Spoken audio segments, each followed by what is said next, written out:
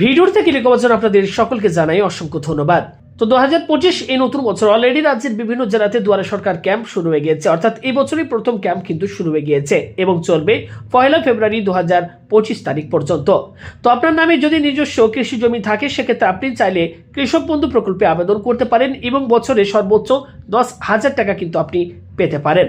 আজকের ভিডিওতে আমি আপনাদেরকে বলবো কৃষক বন্ধু প্রকল্পের নতুন ফর্ম আপনারা কোথায় পাবেন, সেই ফর্ম আপনারা কিভাবে ফিল আপ করবেন, কোন কোন প্রয়োজনীয় ডকুমেন্ট এর সাথে আপনাদেরকে অ্যাটাচ করতে হবে যাতে আপনার অ্যাপ্লিকেশন ফর্মটি অ্যাপ্রুভ হয়। তো ভিডিওটি যারা দেখছেন সম্পূর্ণ দেখবেন, একটুও না কেটে। আর যারা এই মুহূর্তে ভিডিওটি দেখছেন অবশ্যই আপনাদের কাছে করবো একটি রিকোয়েস্ট, প্রত্যেকে ভিডিওতে লাইক করে ভিডিওটি প্রচুর পরিমাণে শেয়ার করে অন্যদের দেখার সুযোগ করে দেবেন। আর পরবর্তী আপডেটগুলো যাতে মিস না হয় তার জন্য আমাদের বন্ধু টিউটোরিয়াল চ্যানেলটি সাবস্ক্রাইব করুন, পাশে থাকা ঘন্টার উপর ক্লিক করে অল অপশনটি অন করে রাখুন। অন স্ক্রিনে দেখতে পাচ্ছেন আপনারা কৃষক বন্ধুর নতুন অ্যাপ্লিকেশন ফর্ম। দেখুন এখানে লেখাই রয়েছে কৃষক বন্ধু নতুন স্কিম। এই অ্যাপ্লিকেশন ফর্ম আপনাদেরকে কিন্তু সরাসরি দুয়ারে সরকার ক্যাম্পে গিয়ে সেখান থেকে কালেক্ট করতে হবে এবং এই ফর্মটিকে যেমনভাবে এখানে ইনস্ট্রাকশন দেওয়া রয়েছে সেই ইনস্ট্রাকশন ফলো করে আপনাদেরকে ফর্মটি সঠিকভাবে ফিল আপ করতে হবে এবং এর সাথে প্রয়োজনীয় ডকুমেন্টগুলি অ্যাটাচ করে আপনাদেরকে দুয়ারে সরকার ক্যাম্পেই কিন্তু জমা করতে হবে। ওকে, এছাড়া চাইলে আপনি কিন্তু দুয়ারে সরকার ক্যাম্প পার হয়ে গেল আপনি সরাসরি কৃষি অফিসে গিয়েও আপনারা কিন্তু জমা করতে পারেন, তবে সবথেকে সুবিধে যেটা দুয়ারে সরকার ক্যাম্পে আপনারা কিন্তু জমা করে দেবেন। তো এই ফর্ম আপনারা কিভাবে ফিল আপ করবেন আসুন আপনাদেরকে পরপর আমি স্টেপ বাই স্টেপ ভিডিওটিতে দেখিয়ে দিই। তো দেখুন সবার প্রথম আপনারা কি করবেন, এই ফর্মের রাইট সাইডের এখানে আপনারা দেখতে পাচ্ছেন বলা হচ্ছে paste stamp size photo 2 centimetre into 2.5 centimetre. এই মাপের একটি আপনাদেরকে কালার স্ট্যাম্প সাইজের ফটো আপনাদেরকে কিন্তু এখানে সেটে দিতে হবে। প্রথমে আপনারা এখানে আঠা দিয়ে ফটোটা সেটে দেবেন। এরপর দেখুন এখানে যেটা বলা হচ্ছে নেম ইন ব্লক লেটার। এখানে দেখুন প্রত্যেকে আপনারা দেখতে পাচ্ছেন নেম ইন ব্লক লেটার। আপনার নামটা আপনারা অবশ্যই ক্যাপিটাল লেটারে এখানে আপনার নামটা লিখে দেবেন। আপনার নাম যদি হয়ে থাকে অনিল, তো এখানে আপনারা এভাবে ব্লক লেটারে লিখবেন অনিল মণ্ডল। ওকে, এভাবে আপনারা ব্লক লেটারে এখানে লিখে দেবেন। ওকে, এখানে লিখে দেবেন। অবশ্যই ব্লু বা ব্ল্যাক পেন আপনারা কিন্তু ইউজ করবেন। ওকে, এরপর বলা হচ্ছে নেম অ্যাজ পার পর্চা বেঙ্গলি। ওকে, তো বাংলায় আপনার দেখবেন নামটা পর্চাতে দেওয়া রয়েছে, তো যেমনটা লেখা থাকবে আপনার নাম সেই একই স্পেলিংয়ে এখানে আপনারা কিন্তু আপনার নামটা বাংলায় লিখে দেবেন। পর্চাটা দেখে কিন্তু অবশ্যই আপনারা লিখবেন। এরপর তখন বলা হচ্ছে রেসিডেন্সিয়াল অ্যাড্রেস।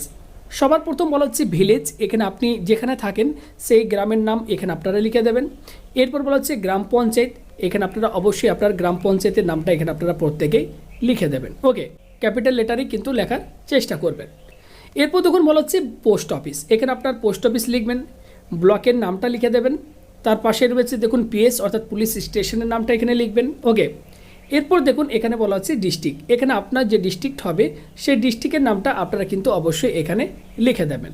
এই বক্সের মধ্যে আপনারা কিন্তু আপনাদের যে পিনকোড সেটা আপনারা কিন্তু লিখে দেবেন। ওকে, এরপর দেখুন বলা হচ্ছে ফাদার অর হাজব্যান্ড নেম, এখানে আপনি আপনার বাবা অথবা স্বামীর নামটা এখানে আপনারা লিখে দেবেন।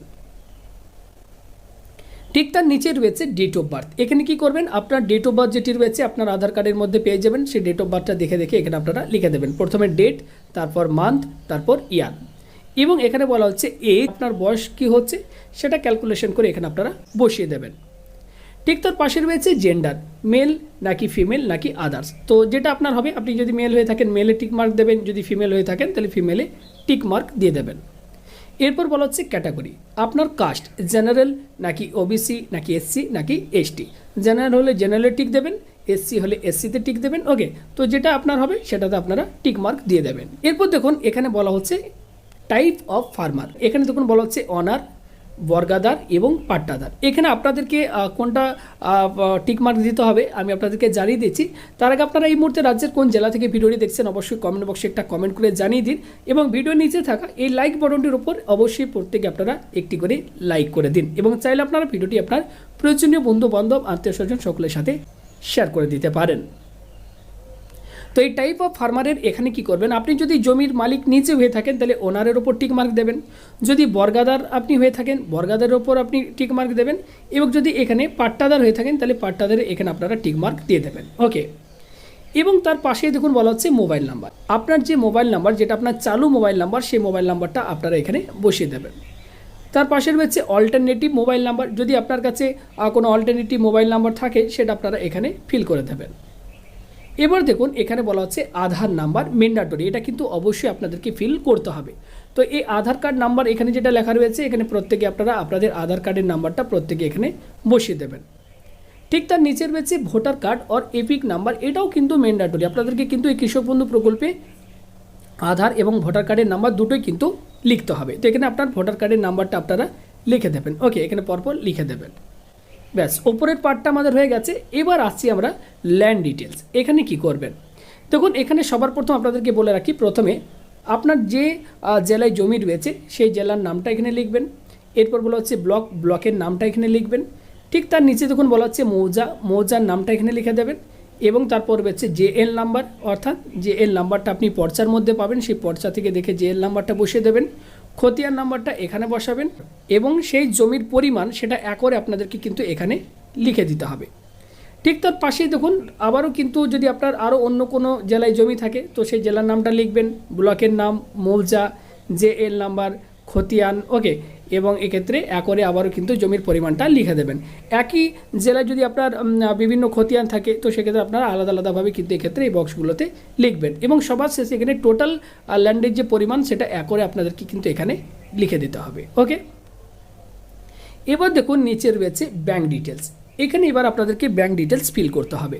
সবার প্রথম দেখুন বলা হচ্ছে name as per bank account. আপনার ব্যাঙ্ক অ্যাকাউন্টে কী নাম রয়েছে সেই নামটা আপনারা এখানে লিখবেন। ওকে, তারপর রয়েছে অ্যাকাউন্ট নাম্বার, আপনার পাসবইয়ের মধ্যে অ্যাকাউন্ট নাম্বার পাবেন, সেই অ্যাকাউন্ট নাম্বারটা আপনারা এখানে লিখে দেবেন। ওকে, ঠিক তার পাশে রয়েছে আইএফএসসি কোড, এখানে আপনি আইএফএসসি কোডটা বসিয়ে দেবেন। এগুলো আপনারা পাসবইয়ের মধ্যে পেয়ে যাবেন। তারপর রয়েছে ব্যাঙ্ক নেম, কোন ব্যাঙ্ক আপনার অ্যাকাউন্ট রয়েছে কোন ব্যাঙ্কে সেই ব্যাঙ্কের নামটা এখানে আপনারা লিখে দেবেন। পুরো নামটা লিখবেন, যদি পাঞ্জাব ন্যাশনাল ব্যাঙ্ক হয় পাঞ্জাব ন্যাশনাল ব্যাঙ্ক লিখবেন, যদি স্টেট ব্যাঙ্ক অফ ইন্ডিয়া হয় স্টেট ব্যাঙ্ক অফ ইন্ডিয়া, এভাবে আপনারা লিখে দেবেন। এরপর হচ্ছে ব্রাঞ্চ নেম, আপনার কোন ব্রাঞ্চে অ্যাকাউন্টটি রয়েছে সেই ব্রাঞ্চের নামটা আপনারা এখানে কিন্তু লিখবেন।